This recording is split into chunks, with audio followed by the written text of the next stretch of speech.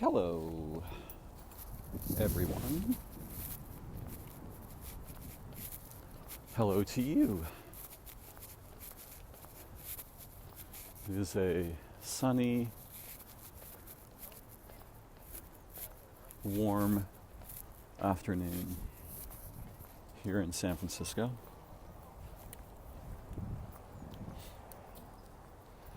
As I am creating this recording.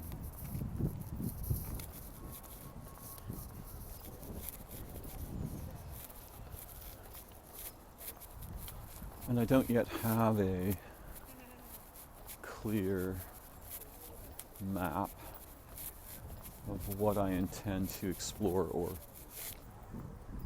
in English, euphemistically cover.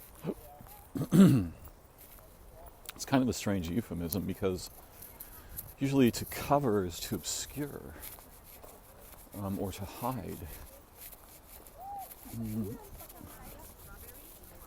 So I guess the modal utility of this euphemism is something like it resembles completeness.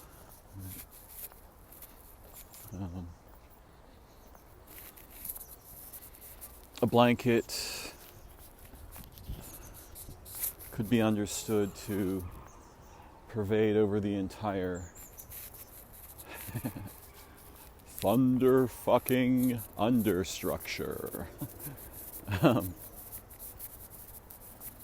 of what it conceals.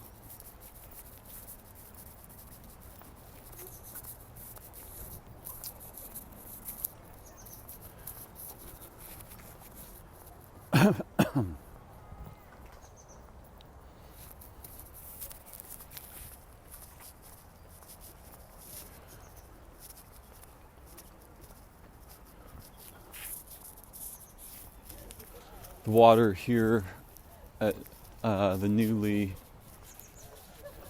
renamed Blue Heron Lake, previously we could call it the lake previously known as Stowe, is far too green. And in fact far too blue-green. Much more colorful than it should be. And this is almost certainly because chemical agents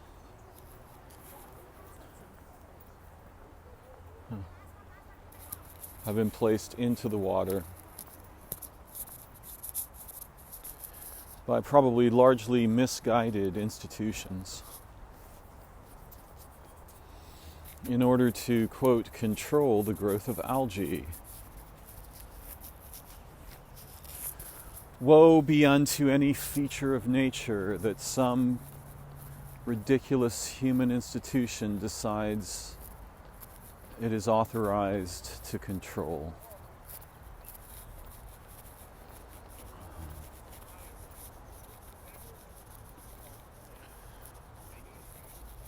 One of the important stories about this that I was exposed to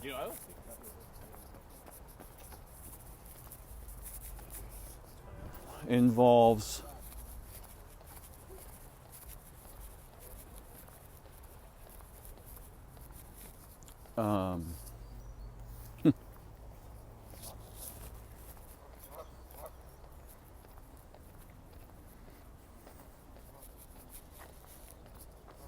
an Indian tribe, or possibly a consortium of tribes,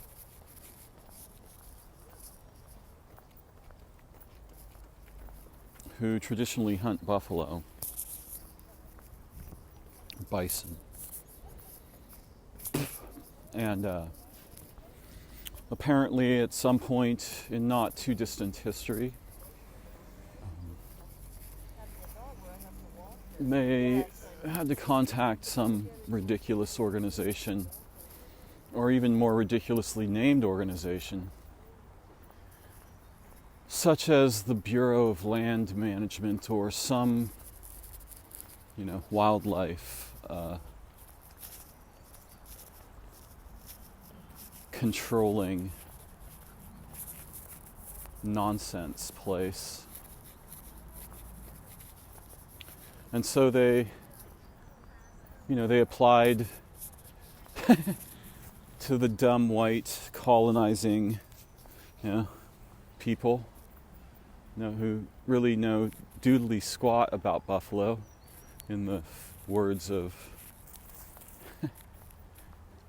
Kurt Vonnegut.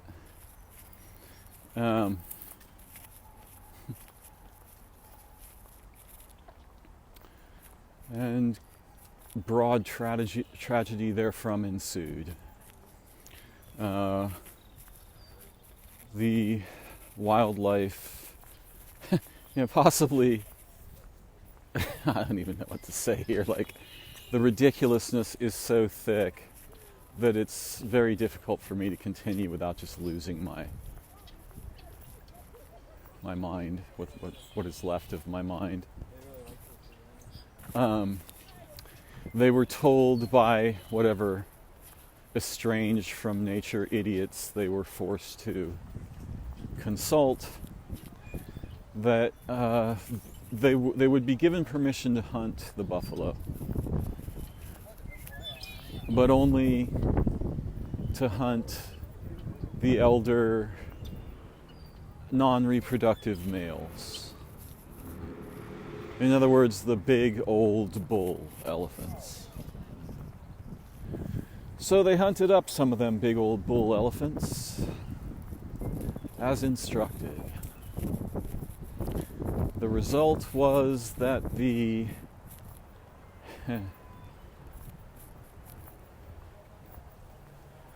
herds of the elephants, I was actually, while I was speaking, I saw a picture of an elephant on a package on the ground. And I was also thinking of bull elephants. The herds of the bison that suffered the loss of many or most of their elder bulls, the whole herds died the next winter. So the dumb colonial American bureaucrats were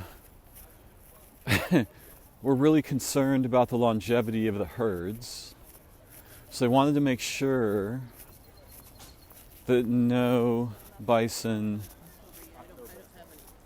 capable of reproducing were killed, in a not entirely unreasonable hope that the herds would continue to reproduce in a healthy and prosperous way, and thus be assured of longevity. This illustrates the difference between actual understanding of living places and creatures and what I'm going to call representational knowledge of them. Right?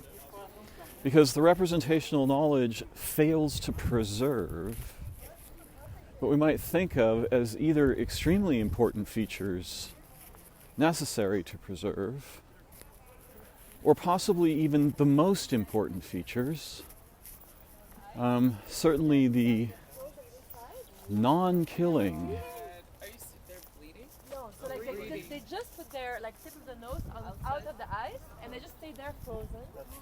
they were alive,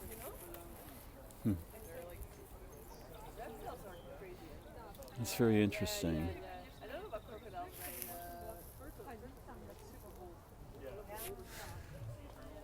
It's so funny because I'm in San Francisco. There are many tourists, right? And so there's a group of tourists. I can't clearly identify their accent or the accent of the woman who was speaking. But what she was talking about was that she had become aware that turtles, under some circumstances, I didn't hear the whole talk, but apparently could create a situation where their snout is above the surface of the water, but they themselves are frozen in the ice. And in this way can survive freezing or something similar.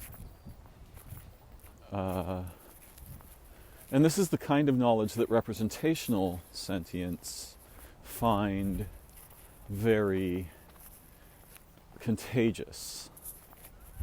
And I have just become complicit in making an idea contagious without actually knowing whether there's any validity to it, but trusting in general in the verity of the person speaking.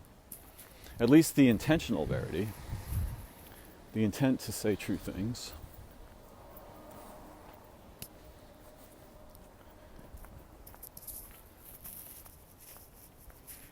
And the problem becomes, for us humans, the same kind of a problem that killed those herds. We have institutions and organizations that know nothing of what it is truly important to know about being human, but know lots of little mechanical things like we have cells and reproduce.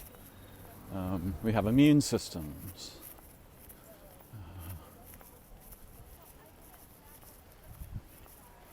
I was speaking the other night with a friend.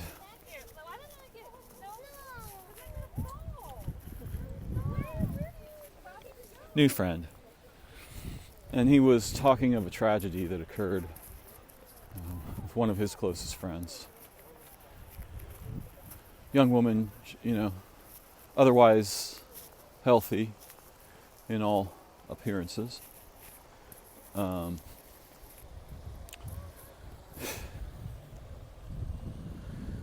Was vaccinated and shortly thereafter was married.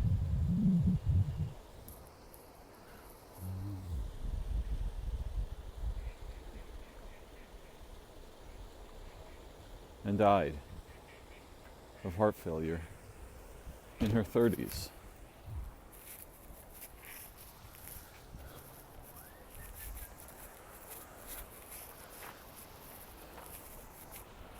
I have had various perspectives on the safety and or efficacy of the vaccines.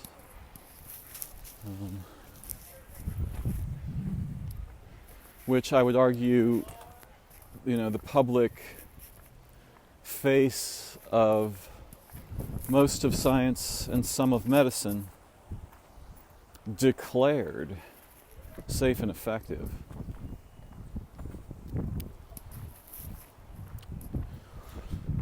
I have myself clearly suffered severe side effects that may kill me or last the rest of my life from the administration of the booster,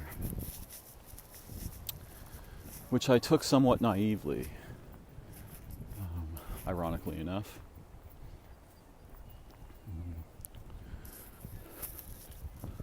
The first dose didn't seem to produce any lasting problems that I could discern. But you can see the problem here, right? The people who not only don't know, but are not trying to know, because with the vaccines, politics and economics crashed into science, and what came out the other end definitely was not science. Was not science in the sense of actually gathering the data carefully. Was not science in the sense of carefully administering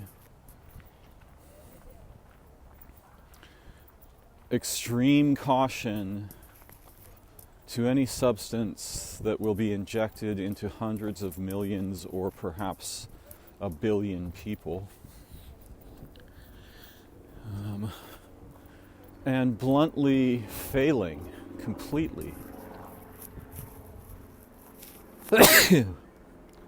to conduct anything resembling adequate trials. And I don't care what the counter arguments are.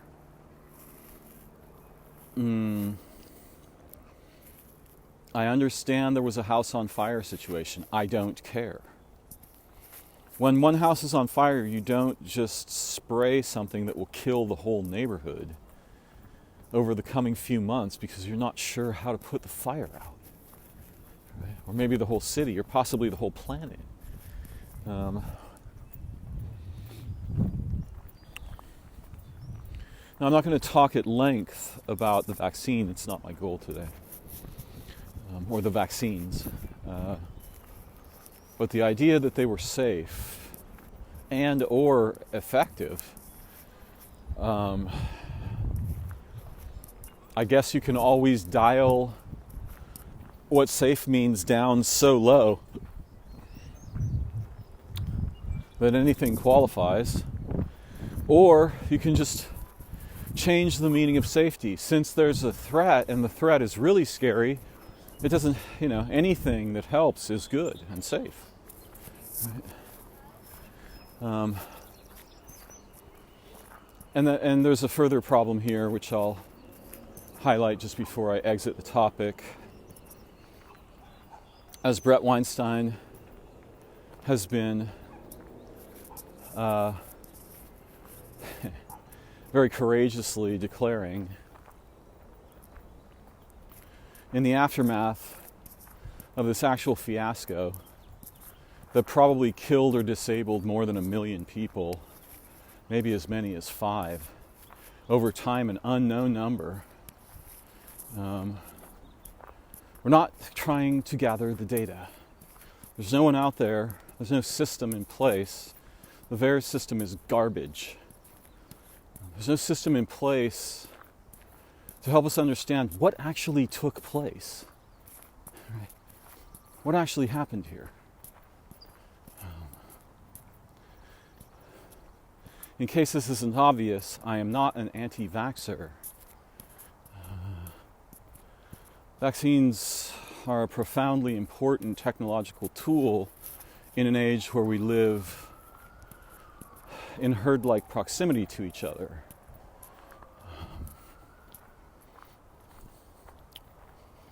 Unless we want to just sort of dismiss medical technology altogether, or count on some earlier morph of it, such as traditional Chinese medicine or shamans and so forth, which at our scale seems impractical. Though I must admit, in my brief experience with hospitalization, due specifically to the administration of the booster,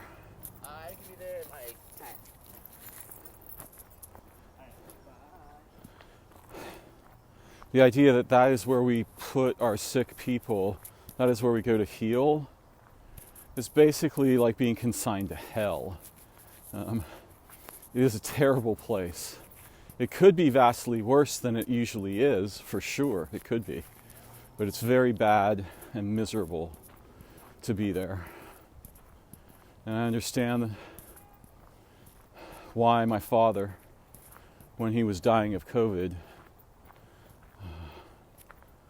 waited until the last possible moment to go to the hospital. Even though earlier treatment could conceivably have saved his life, if the treatments were themselves effective. Rather than determining what effective treatments were, the way triage doctors do,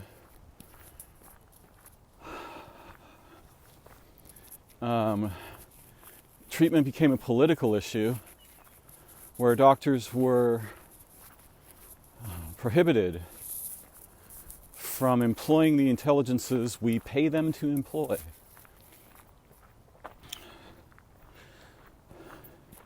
In order to actually perceive, not declare, perceive what treatments might be useful, might be more useful than our standard treatment models, which let's face it, lots of people died under. Millions of people died under these treatment methods. So the doctors were prohibited from being doctors, and effectively their role was transformed from physician into sycophant, right? You will treat only with these 4 drugs, blah, blah. Slaves or something. That's one of the dumbest things you could do during a pandemic. It would be hard to pick a dumber thing to do. I guess one thing you could try is just actually snuff everyone who gets the illness. Yeah, we could do human culling. That might be dumber. Or, slightly less tragic, but similarly absurdly ridiculous. We could just ship all the people who got sick off to some place where they can't infect anyone else, except other people who are already sick. Which, by the way, is pretty much what our hospitals look like. I mean, the one place you do not want to go when you're feeling poorly is a place where everyone around you is also feeling poorly and is, bleeding from the head or coughing up viscera, dissolved viscera, and so forth.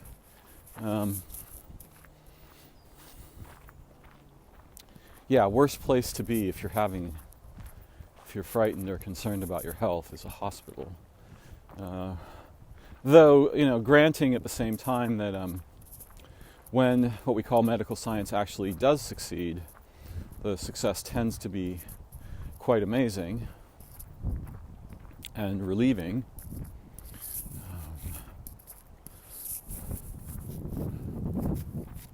When I went there, the treatments they offered seemed at least as dangerous as the condition that I was experiencing. I refused them, went home.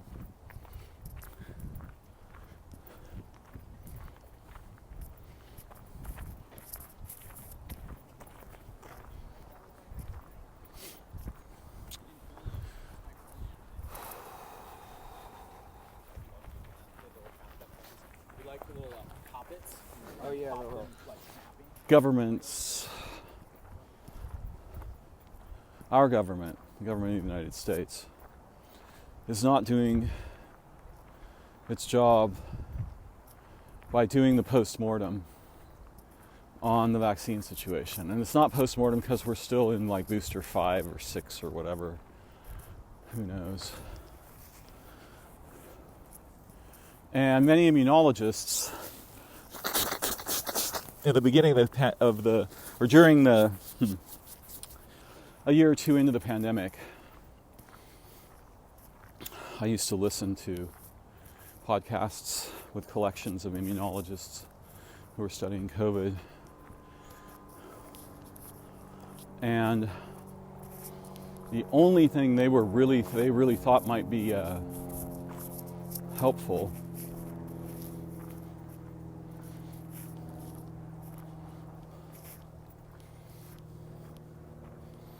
was something we'd call a whole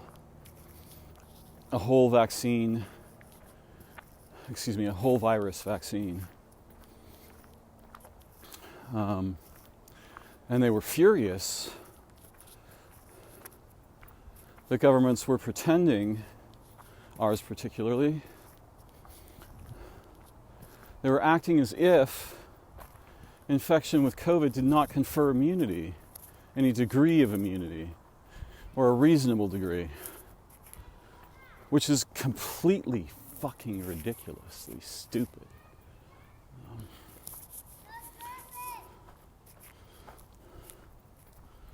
So, the parable about the buffaloes, humans will think, yes, the humans suck at understanding animals. No, they suck at understanding organisms. Our collectives are not oriented to relate with living places, beings, or planets survivably.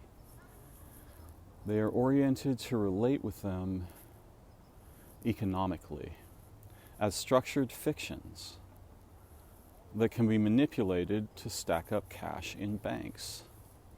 Cash being a representation of value, right? No, you cannot. That's not the way Thailand works. I just heard someone yelling into their phone. No, you cannot. That's not the way Thailand works. Right? As if there's a way Thailand works. Language is so fucking confusingly deceptive. My God.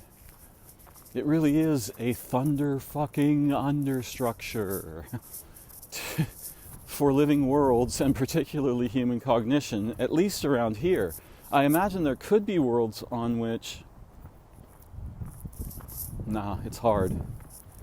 I guess there could be places where representational cognitive habits that resemble, and structures that resemble those we rely on as humans, don't snuff the planet and the people using them. But I suspect they're very uncommon for a simple reason. Actual intelligences base knowledge on relation, not derivation. Not dead representations. And this shun word, this shun phoneme, T-I-O-N or A-T-I-O-N, there's a kind of a magic in that phoneme. It means to gather something together at a point represented by the T. The A-T is to gather together at a point. And the ion is the radiating particles emanating from that point. At ion, ation, relation, interpretation, representation, preservation.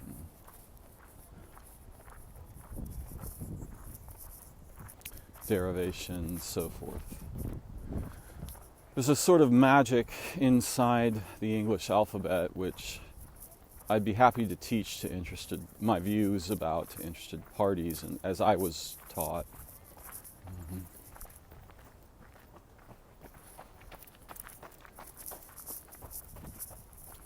But again, that's not my goal today.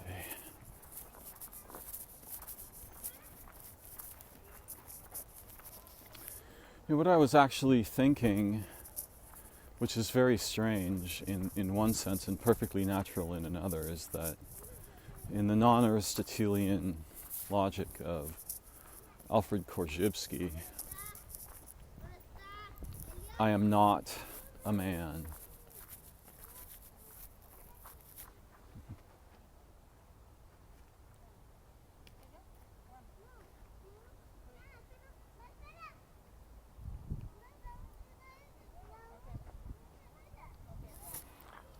And it's true because most of what I might be cannot be a man. I am not a representation. I am not a word.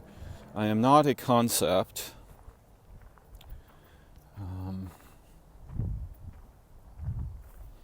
Whatever I might be or become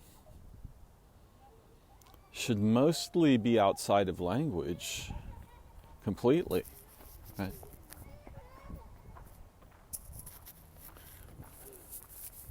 And I tend to think of something like a cone pointing downward, where one of the points that cone forms is my physical body.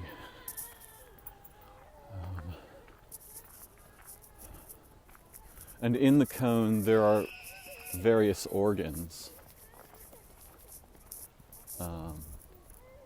intelligences, or maybe singular intelligence. But I don't think so. Rather, what you would see in the cone would depend on the angle of perspective. And the body would be, what, a transceiver? If you imagine a non-physical octopus with a single physical tentacle in the physical context of time-space, right? Then I am that little tentacle. But the tentacle is not me. Now, I don't know, is my pinky me? If I were to be divided from it, I would certainly be very upset. And I would be likely to feel that I had been deprived of something integral to my person. Although I think like I'm a man. And I speak as if I am an American English-speaking man. American by birth. The part of me that feels, for example, like an American is extremely small. The part of me that feels like a man, much vaster. But the part of me that feels like a being or an organism is a millionfold vaster than the part of me that feels like a man. And I've spoken of this before. So I think what I am is a kind of an experiment, and probably a learning experiment, that happens in a particular kind of context and somehow edifies something that isn't my body and isn't necessarily in my body, but is associated with my body. So, for example, it is obvious to me that my consciousness, so to speak, the Darrenish consciousness, can travel without my body traveling, can far see without me traveling to another place physically. But most of the actual experience that I have of the traveling consciousness, which is, let's face it, relatively little, a little bit, not none, but a little bit.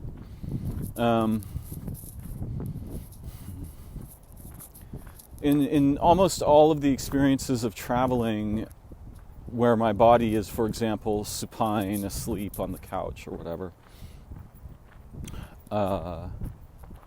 the thing that travels doesn't really identify as me, as Darren. There's either no Darren content whatsoever, or there's very modest Darren history, persona, thought, language, all these things.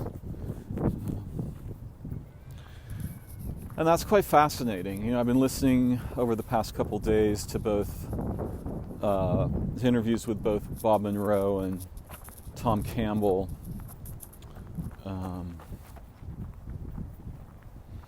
And Tom seems to be of the opinion that Tom's a simulationist, right?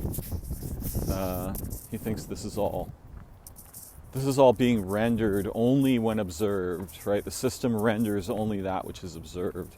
So you're not even there unless something's observing you.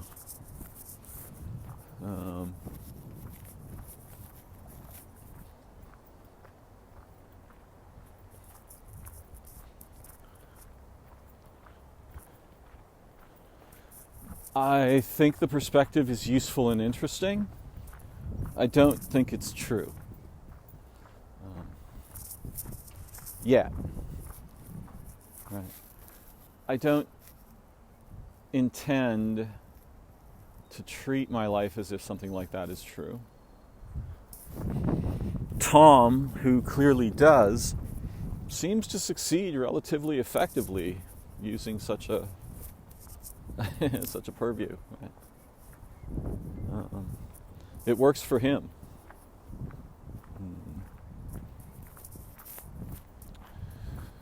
I just don't buy it. I think whatever's going on is far.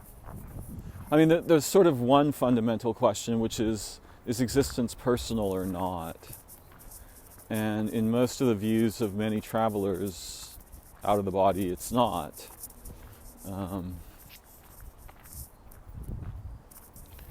But it's possible that the perspective deprives itself of personation. And it's also much easier. Like, there are certain kinds of problems, mostly having to do with terror. And if there's one thing we will feel terror about, it's anything that resembles the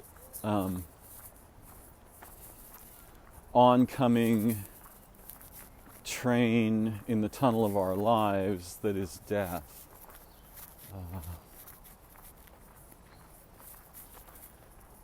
Anything that has that stink or reminds us of death, we're likely to recoil.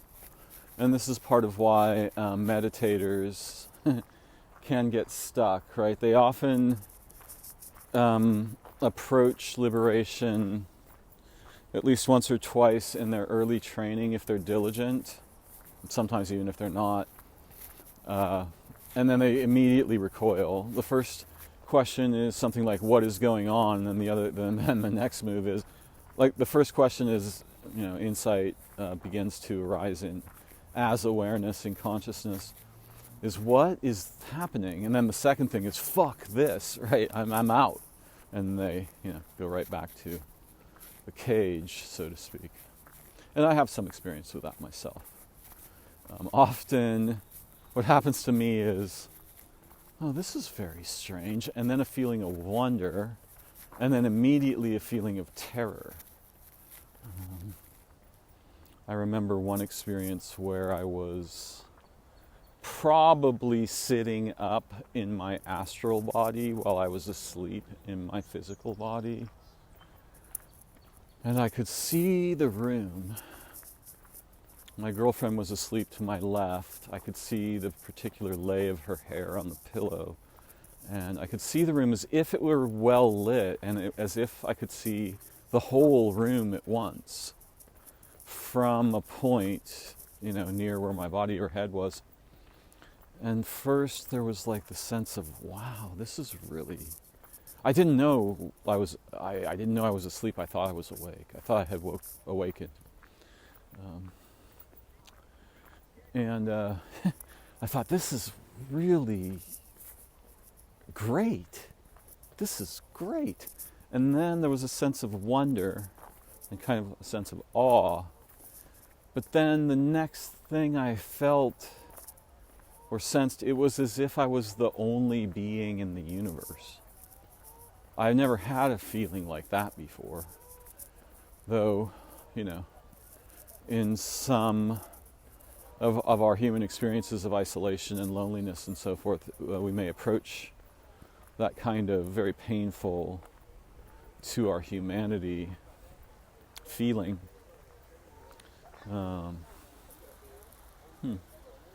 It's very weird.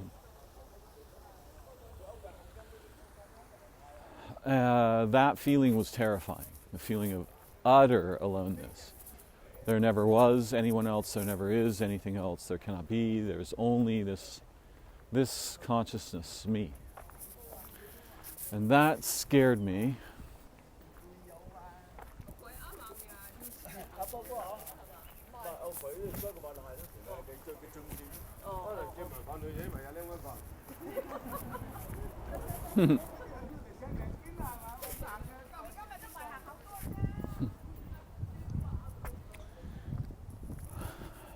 With that, I rushed back into my sleeping body and opened my eyes. And as I recall, nothing changed. Opening my eyes had no effect on the visual situation. This is what I recall. I don't know, what actually happened. I have no idea. Okay, well that makes sense. I don't. First of all, if reality is, he mustn't. I have no idea why he would use the concept simulation. And you have the same problem with the concept hologram. Right? A simulation must be a simulation of something. And there must also be a simulator. And there has to be some way of, quote, running, unquote, the simulation.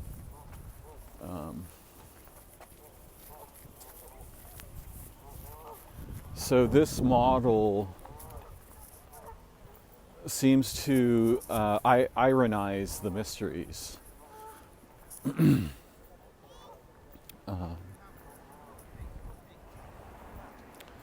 The mysteries of origin,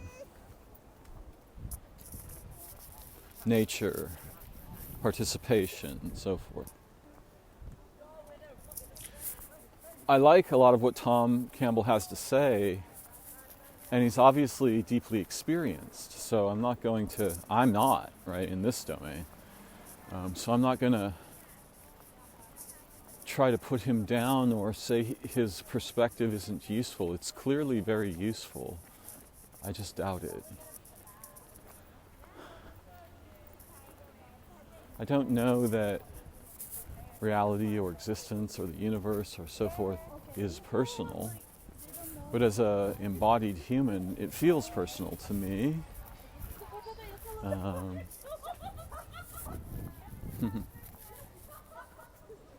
Those people laughing must feel that it's personal, or it couldn't be funny.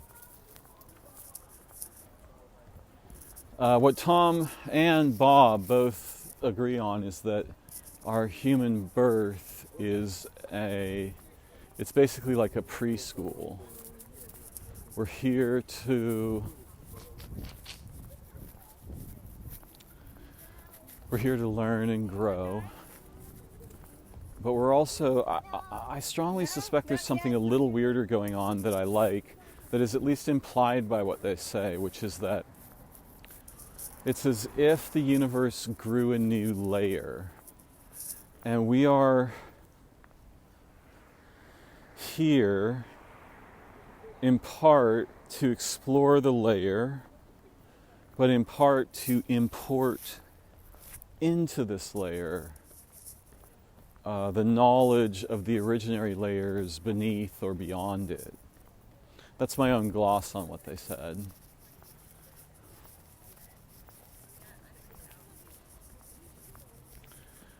And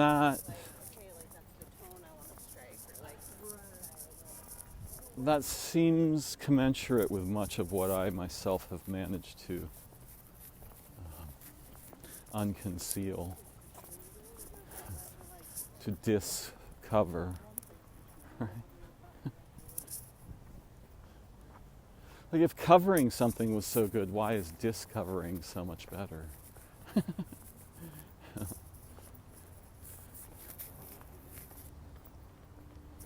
I'm a little too warm today. I've got too much clothing on. Here in San Francisco, through most of the year, you will prosper. You'll be physically comfortable in accordance with the number of layers you are carrying or wearing. To a degree, 3, 4, somewhere in there. So I am not merely a man, though I do ID, quote unquote. Oh, God.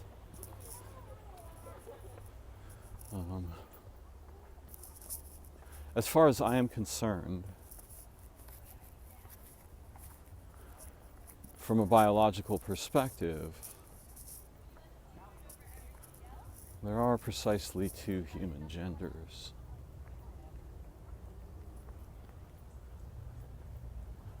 One capable of reproduction, one not. And nature is not commonly in nature there's wiggle room around categories, right?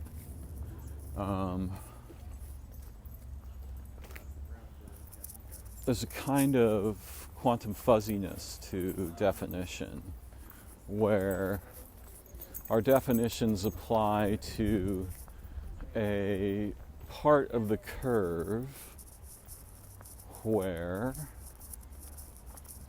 most instances of what is being referred to cluster. Right? This is how language generalizes in order to specify categories and members of categories and so forth. I recently had a very modern and peculiar experience. A friend of mine invited me to a local spa, which I had not been to before. It's in a not great part of town that used to be a terrible part of town when I first moved here. China Basin, I guess. And it's called Archimedes Banya. I guess a banya is a word in some language about something. Where's the door? A place, a kind of a place where people bathe together or something. And I was pretty nervous about going, to be honest. Since the onset of COVID, I've become fairly crowd avoidant. And this presents a variety of social problems for me at my age. But in this case, I decided that it was more important to see my friend and his friend than to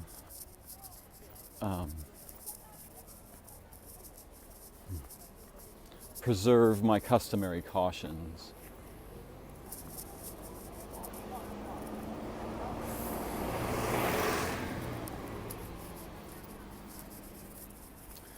Prior to going, I read reviews.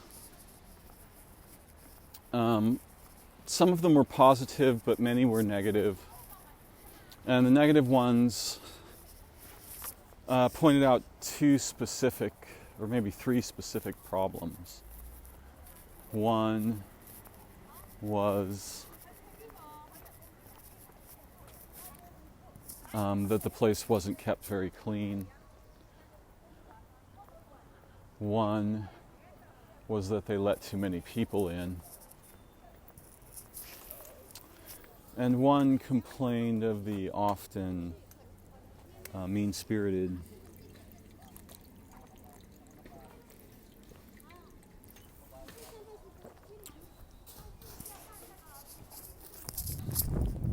tyranny of one of the workers there, which I got to taste a little bit of when I was there. They weren't wrong. Although I also think that his superficial seeming severity was partly in jest. But it wasn't all in jest. And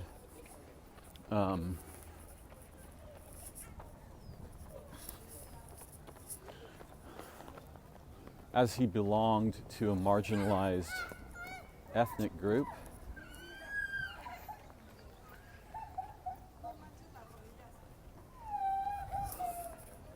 one might interpret it as, I got to admit, like, if, for example,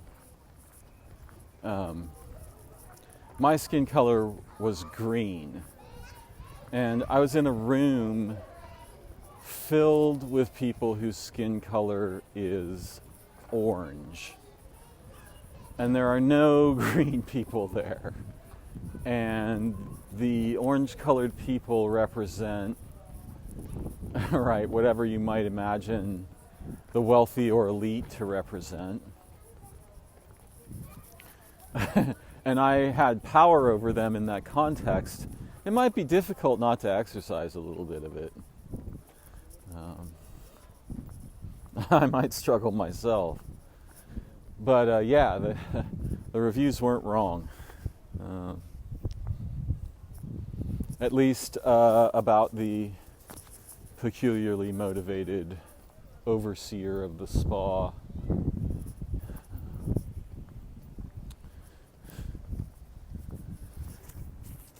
I enjoyed it. It seemed clean enough, and it was a little too crowded maybe, but not much, right? It was all right. Dangerous to be in a hot, steamy environment, though I don't know airborne chlorine gases effects on,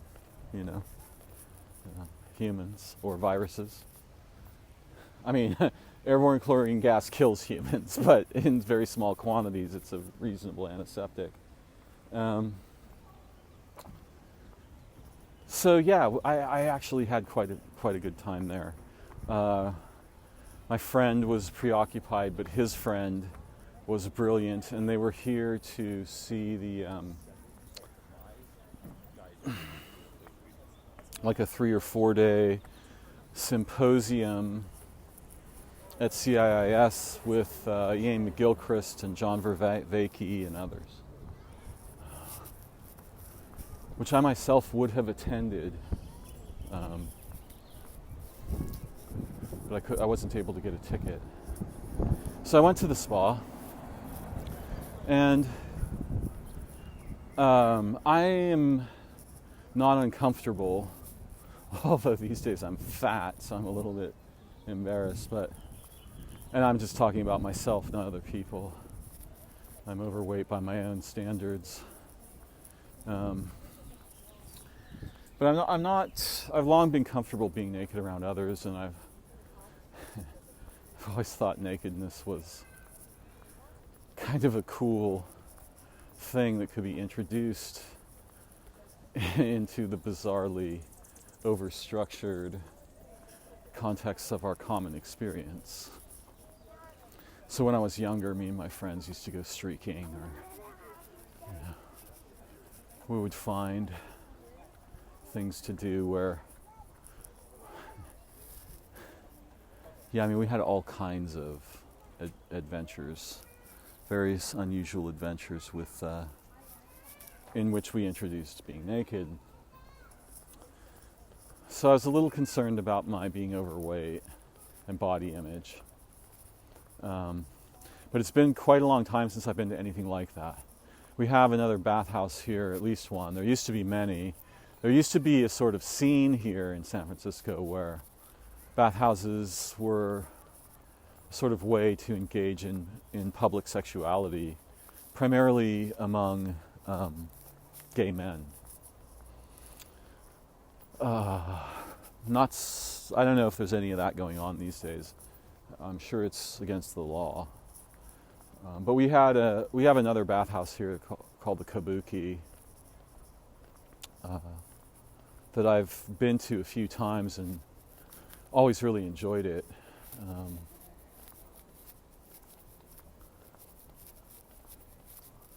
And I did enjoy my time at the bathhouse, but I don't mean but as in however. I mean but as in also here, but I saw something in person for the first time. I saw a phenomenon in person for the first time that I'd really only seen in things like, erotic cartoons or something. There was what appeared to be a woman with very ample breasts who had a penis, and she appeared to be there with a man who had a vagina, as if they were a couple. And to be clear, in such environments, one respects basic principles of visual privacy and so forth, right? One does not stare and goggle or oogle, and one keeps one's eyes sort of at eye level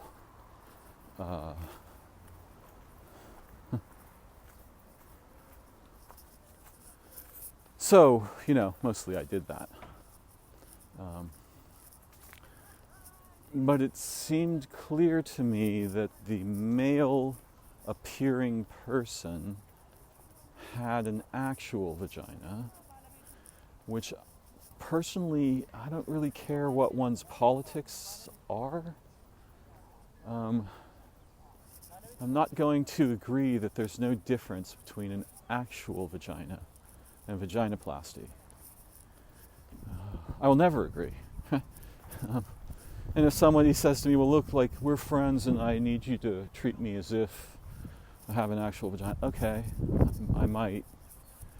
Under certain kinds of circumstances, I might agree to play along nicely, but I think the man had an actual vagina and the woman certainly appeared to have an actual penis, though again, I didn't perform a close inspection. And I know, but I wonder if it was like a hit. I didn't feel uncomfortable about that. I didn't feel judgmental. It was kind of like that moment when I awoke, right? And I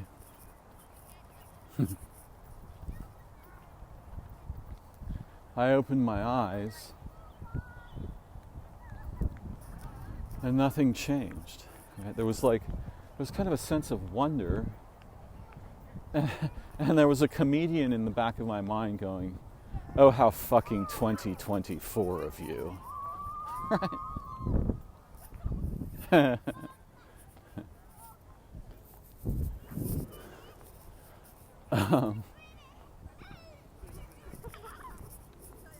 Nothing in me felt offended or judgmental. Okay. It was in a restaurant. In fact, I guess if someone had said, if somebody, the problem is that the scene is so artificial in a way. But if somebody said, like, how do you feel? I might say something like, am I required to have a feeling about this? Like, what's the authority here? I think if someone asked me how I felt in the actual situation as I experienced it, I would say something like slightly bemused. Right?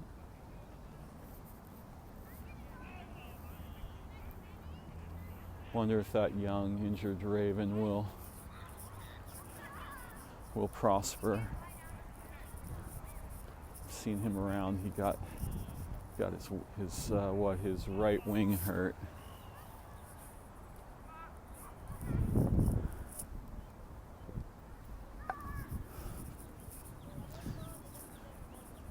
Now, I bring this up in the context of I am not a man, right? Because on the one hand, there's a sort of a natural rebellious inclination to push against the constraints of categories and social constructs. And if by gender we mean persona, then there's a billion genders. But if by gender we mean biology, there are two. For humans. Edge cases notwithstanding. And again, as I said earlier, with categories, there's always a little fuzz around the edges. It's not explicit. But what you can say is that are things like there are no alligators which are birds. Now then people will say, well, those herons at the lake are the descendants of dinosaurs, so that reptiles become birds. Yeah, I mean, what I'm trying to say is that the categories as they exist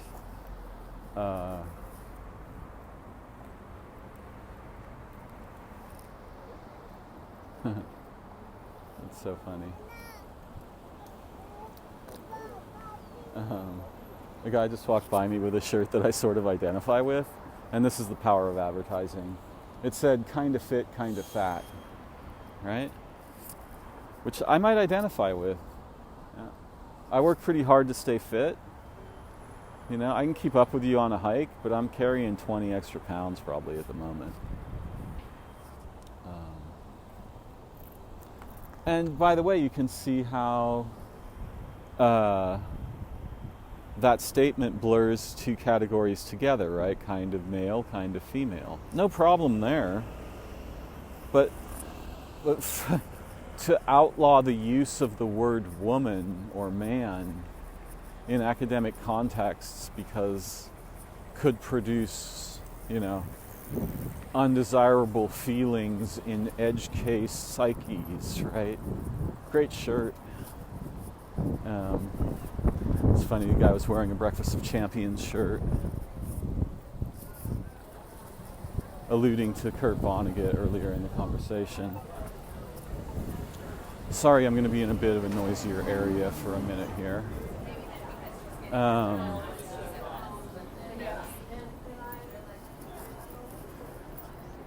You know, I'm very careful and curious about language, categories, semantics, linguistics, psycholinguistics, neurolinguistic programming, hypnosis, all of these things fascinate me, and they're part of my domain of active study.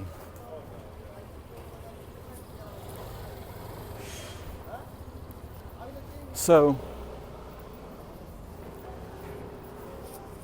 for me, that we decide to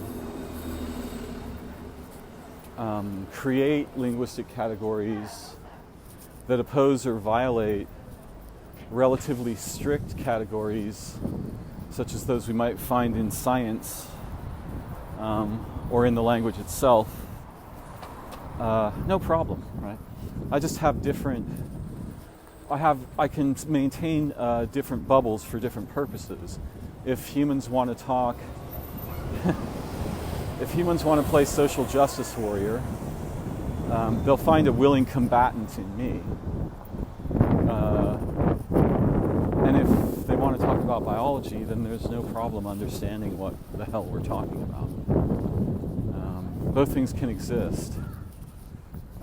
If people say we want to be called this and that, I'm going to not have too much trouble going along with them. But if they then want to prosecute others who don't speak that way, I will fight them. And I don't rise to battle easily. But policing, I mean, this is a kind of thought policing, right? Where it's not just what you're not supposed to say, it's what you're not supposed to think. And it's very ironic to see a disease that looks like that rising in the left. One would expect this from the right, but it's almost as if the left has been inoculated with a schizogene, right, that will shatter it into little bits, each pointing fingers at the others. So I'm not a fan of that. But as far as the people in the spa go, that was a very bemusing experience for me. Unexpected. When I was at the spas before, they were never co-ed. There was a co-ed day, but you had to wear clothes. And this spa is clothing optional and co-ed. So, and by the way, if there's no genders, there's no such thing as co-ed. And if the genders are explicit, you know, we have other weird problems. It's funny, you know, if I were sharp, I'd have staggeringly insightful things to say about this peculiar feature of our modernity. And at the moment, I'm speaking much more like a common person. In fact, like a like the man that I claim I'm not merely.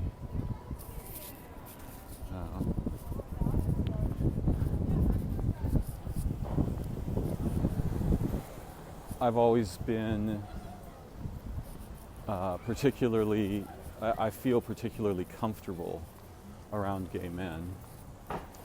I've had experiences of profound discomfort around gay women who were clearly upset at the fact of my masculinity. Of course, not all of them are. But some of those experiences were quite catastrophic for me.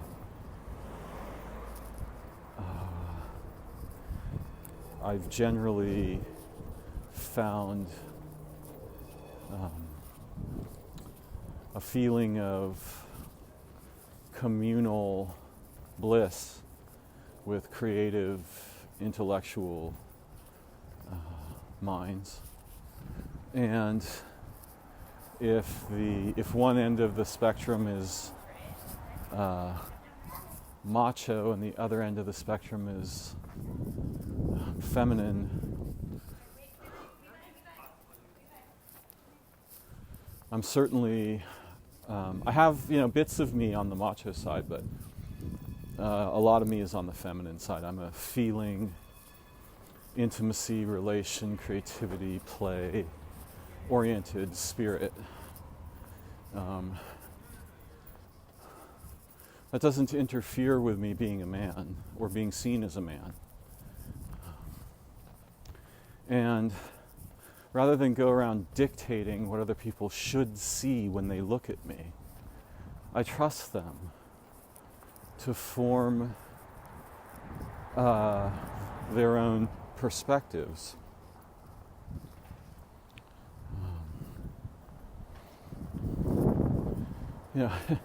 In language, if one is a male and says, "Oh, I live in San Francisco," many common people will immediately suspect or, contrive an image where, I must be gay then. Why would a straight guy live in San Francisco? For example, this kind of contrivance. Which they get over it. I can imagine a situation where I could become very militant and go around declaring, for example, I belong to the class of persons who identify as messianic, right? So I want you to see me as a messiah. Or I identify with the class of persons known as comedians. So, don't go around taking me seriously. Very strange situation, as you can see from just imagining it, right?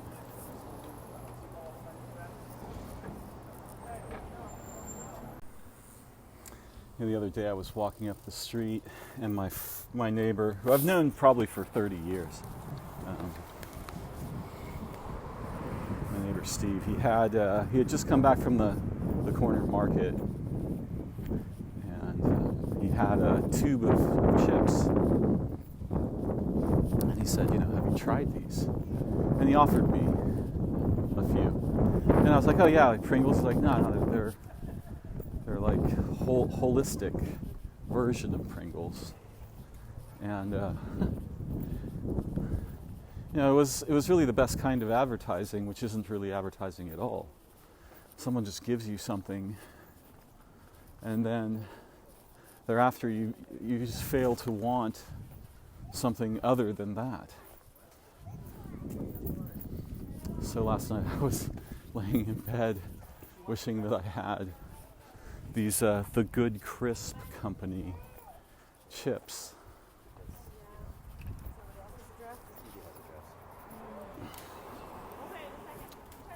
So I just acquired some, and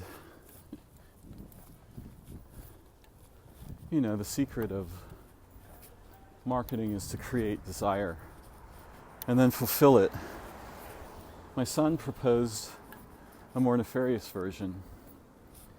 Create desire, fulfill it once or twice with a very expensive, lavish product.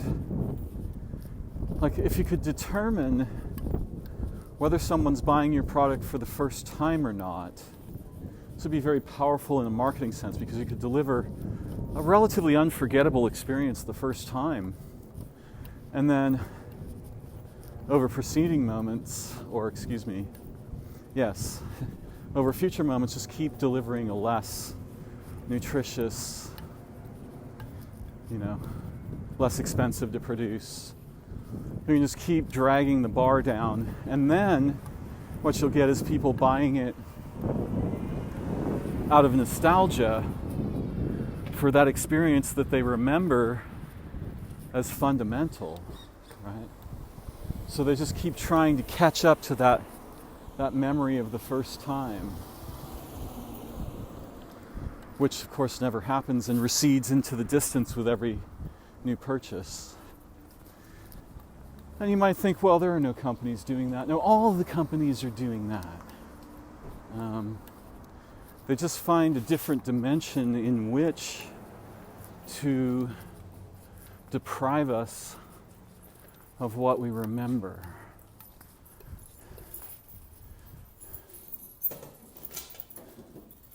I myself am working on a product.